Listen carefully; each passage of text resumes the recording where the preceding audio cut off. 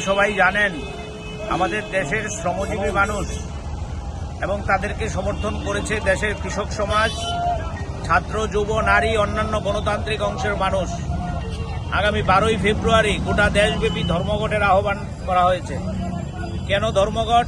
ধর্মঘট এই কারণে, ভারতবর্ষের স্বাধীনতার পর দেশের শ্রমজীবী মানুষ যে অধিকারগুলো অর্জন করেছিল, এই অধিকারগুলো আজকে দেশের বিজেপি সরকারের হাতে লুণ্ঠিত। আমাদের দেশের বিজেপি সরকার, আপনারা জানেন, আমাদের শ্রমিকদের যে শ্রম আইন ছিল, এই শ্রম আইনগুলোকে সব বাতিল করে দিয়ে 4টি শ্রমকোডের মধ্য দিয়ে আমাদের দেশের শ্রমিক শ্রেণীর উপর ভয়ানক আঘাত নামিয়ে এনেছে। ইতিমধ্যে গোটা দেশে শ্রমকোড লাগু করার জন্য সিদ্ধান্ত করেছে। এই শ্রমকোড বাতিলের দাবিতে মূলত আমাদের দেশের সিআইটিইউ সহ অন্যান্য সকল অংশের শ্রমজীবী মানুষের নেতৃত্বে 12ই ফেব্রুয়ারির এই ধর্মঘট। এই ধর্মঘটকে সফল করার জন্য ইতিমধ্যেই সকল অংশের মানুষ রাস্তায় নেমে আওয়াজ তুলেছে। আমাদের রাজ্যের সিআইটিইউর অন্তর্ভুক্ত ত্রিপুরা মোটর শ্রমিক union, Tripura auto rickshaw workers union, Tripura e rickshaw শ্রমিক ইউনিয়ন এবং আমাদের যে টিআরটিসির কর্মী ইউনিয়ন, এই 4টি সংগঠন মিলে আমাদের রাজ্যে পরিবহন সংগঠনের একটা ফেডারেশন আছে, all India road transport workers federation.